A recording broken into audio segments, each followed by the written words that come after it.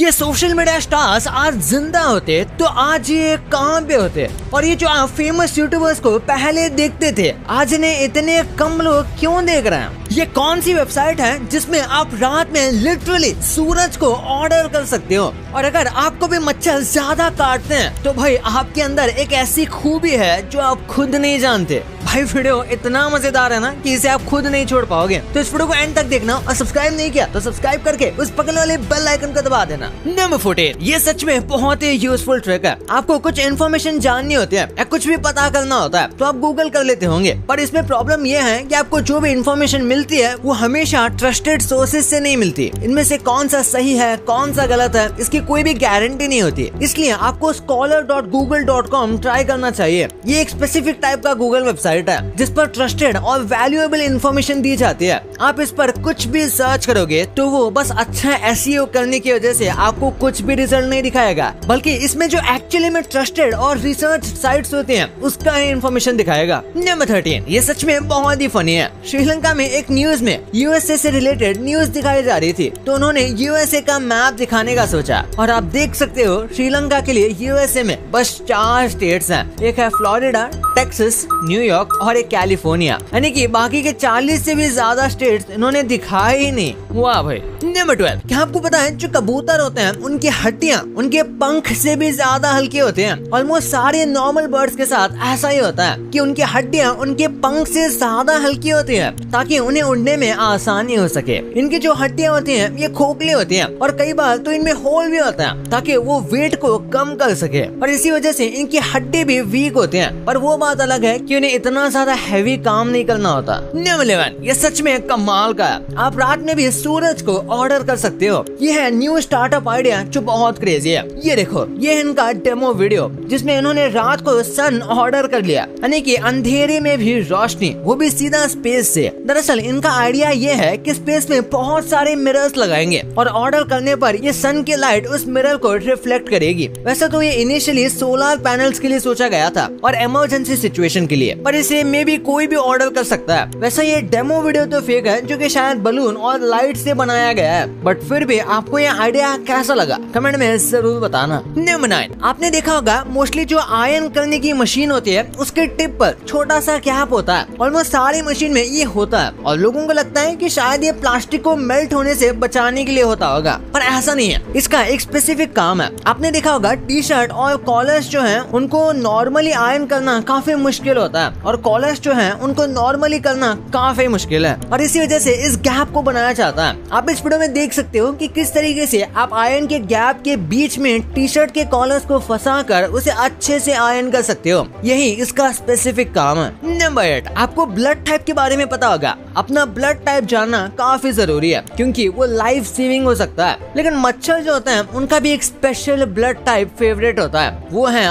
ओ type. ओ type blood जो होता है वो मस्कीटोज को बहुत पसंद आता है, फिर चाहे वो पॉजिटिव की बात करें या नेगेटिव की। हाँ, इसमें भी O positive blood type mosquito को बहुत ज्यादा पसंद आता है, और इसीलिए जिनका ये ब्लड ग्रुप होता है उन्हें मच्छर ज्यादा काटते हैं। नंबर 7, आपको माउंट फूजी पहाड़ तो पता ही होगा। ये जापान का काफी पॉपुलर पहाड़ है। एक बार कुछ क्लाइंबर्स इसके टॉप पर चढ़े और ऊपर जाने के बाद उन्होंने पिज्जा ऑर्डर कर लिया, और डिलीवरी बॉय जब वहाँ पर आया तो वह समझ गया था कि किसी ने माउंटेन के ऊपर से पिज्जा ऑर्डर किया है, पर वो उतनी जल्दी हार मानने वाले में से नहीं था। ये काफी अजीब था, लेकिन इस डिलीवरी वाले ने सोचा कि मैं ऊपर तक पिज्जा डिलीवर करके ही रहूंगा। उसके लिए इसने $900 एक्स्ट्रा चार्ज किए, पर ये ऊपर तक पहुंच गया। वाह भाई, काम में ऐसी डेडिकेशन होनी चाहिए। नंबर 6, चाइना में आप लिटरली हॉस्पिटल के अंदर बड़ी सी गाड़ी चला सकते हो। चाइना में अब बहुत ज्यादा बड़े बड़े हॉस्पिटल फैसिलिटीज बन रही हैं, और बड़े से मेरा मतलब बस थोड़ा बड़ा नहीं बल्कि बहुत ज्यादा बड़ी। और जाहिर सी बात है, अगर इतने बड़े हॉस्पिटल बनाए जा रहे हैं तो एक जगह से दूसरी जगह जाने में काफी तकलीफ होगी, और इसी वजह से यहाँ पर कुछ इस तरीके का ट्रैवल सिस्टम बनाया गया है, यानी कि बिल्कुल जैसे सड़क पर गवर्नमेंट ट्रांसपोर्ट होता है बिल्कुल वैसे ही अंदर भी हॉस्पिटल की स्पेशल बस चलती है जिस पर नर्सेस और डॉक्टर बैठ सकते हैं एक जगह से से दूसरे जगह जाने के लिए, और ये बिल्कुल सिस्टमैटिकली काम भी करता है। नंबर 5, यार यूनिवर्सिटी हो तो ऐसी, जो म्यूनिक टेक्निकल यूनिवर्सिटी है वहाँ पर बड़ी बड़ी स्लाइड्स बनाई गई हैं, कुछ इस तरीके से, जो टॉप फ्लोर से डाउन फ्लोर तक जाती हैं। यूजुअली इसके लिए सीढ़ियाँ लेनी पड़ती है, पर इसके साथ ऐसा नहीं है, आप मस्त स्लाइड करके ऊपर से नीचे पहुँच सकते हो।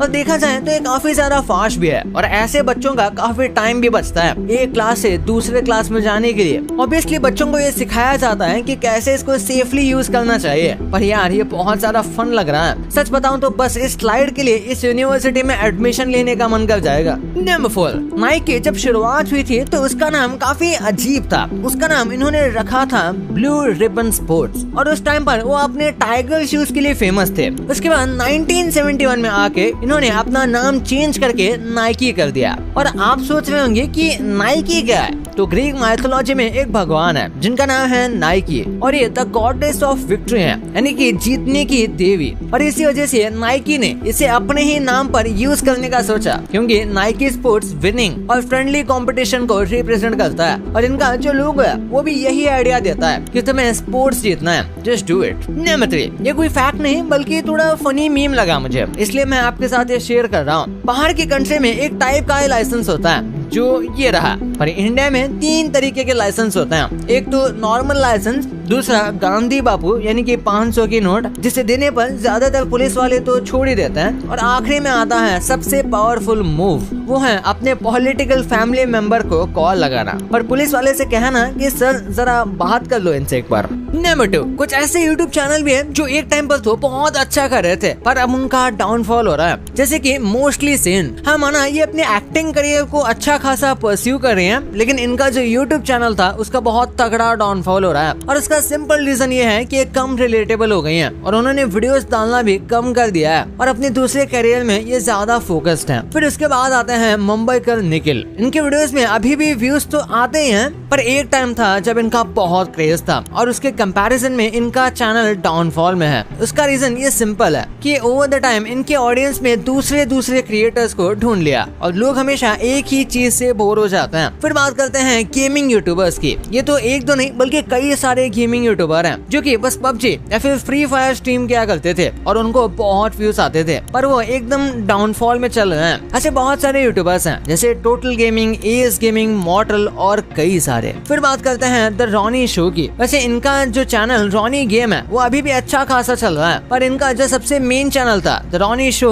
उसका काफी डाउनफॉल हो रहा है, क्योंकि इन्होंने इस पर वीडियो बनाना बहुत कम कर दिया था, और आज भी आप देखोगे तो ये काफी कम वीडियोस बनाते हैं, जैसे कि ये इस चैनल के बारे में भूल ही गए हो, और वैसे ये चैनल नीचे चला गया। फिर बात करते हैं टेक्निकल गुरुजी की। मार्केट में बहुत सारे क्रिएटर्स आने की वजह से लोग अलग अलग क्रिएटर्स को देखने लगे, और टेक्निकल गुरुजी का डाउनफॉल हो गया। नंबर 1, कई ऐसे सोशल मीडिया स्टार्स हैं जो कि अपने फेम के एकदम पीक पर थे और काफी ज्यादा फेमस थे, और तभी वो इस दुनिया को छोड़कर चले गए, पर अगर वो आज जिंदा होते तो कितने ज्यादा फेमस होते। सबसे पहले बात करते हैं तानिश जहान की। वैसे तो अब इनका इंस्टा अकाउंट अवेलेबल नहीं है, पर इनका जब एक्सीडेंट हुआ था तभी ये काफी ज्यादा फेमस थे, और अभी इनके यूट्यूब पर 6 मिलियन सब्सक्राइबर हैं, और लोग अभी भी इन्हें काफी सपोर्ट करते हैं। अभी इनका चैनल इनके भाई संभालते हैं। अगर दानिश जिंदा होते तो ये और भी ज्यादा पॉपुलर होते, और कई सारे और भी रियलिटी शोज में काम कर चुके होते, क्योंकि उनके कई सारे कॉन्ट्रैक्ट चल रहे थे, और उनके यूट्यूब पर ऑलमोस्ट 10 मिलियन सब्सक्राइबर्स तो हो ही गए होते। फिर आते हैं स्काई लॉर्ड के ऊपर। इनके चैनल पर तो अभी 2 मिलियन सब्सक्राइबर हैं, पर लोग इन्हें काफी ज्यादा पसंद करते थे, और उनके कंटेंट को बहुत सपोर्ट करते थे। इनका फंडा भी काफी अलग था। ये यूट्यूब की कमाई को खुद के लिए नहीं रखते थे, बल्कि काफी डोनेशन भी करते थे, लेकिन फिर इनकी एक्सीडेंट में डेथ हो गई, और अगर आज ये जिंदा होते तो आज ये काफी पॉपुलर होते, और अभी भी ये वीडियो बना रहे होते, और इनके 4 to 5 मिलियन सब्सक्राइबर शायद हो चुके होते। फिर बात करते हैं प्रो राइडर 1000 की। यार ये उस टाइम पर बहुत ज्यादा पॉपुलर हो रहे थे, यानी कि इनका चैनल एकदम पीक पर था, पर फिर एक एक्सीडेंट ने इनकी जिंदगी खत्म कर दी। पर अभी भी इनके चैनल पर वीडियोस आते हैं जो कि इनके फैमिली मेंबर्स मिलकर बनाते हैं, लेकिन जाहिर सी बात है अब उनकी ग्रोथ उतनी नहीं है जितनी पहली होती थी, और इस हिसाब से इनके 3 to 4 मिलियन या उससे भी ज्यादा सब्सक्राइबर्स हो चुके होते। भाई ये तो आपको पता चल गया, पर क्या आपको ये पता है कि फिल्म इंडस्ट्री के ये फेमस चाइल्ड एक्टर्स आज कहाँ हैं? कार्टून या एनिमे की चीजों को रियल लाइफ में देखकर आपका सच में दिमाग हिलने वाला है, और कैसे आप पानी में डुबकी मार के 10 साल टाइम में पीछे जा सकते हो। लेकिन वो कैसे, इस वीडियो में सब पता चलेगा। तो इस वीडियो को अभी जाके देखो यार, बहुत मजेदार है। और अभी तक चैनल को सब्सक्राइब नहीं किया तो सब्सक्राइब करके उस बगल वाले बेल आइकन को दबाना मत भूलना। तो मिलते हैं अगले वीडियो में, तब तक के लिए बाय।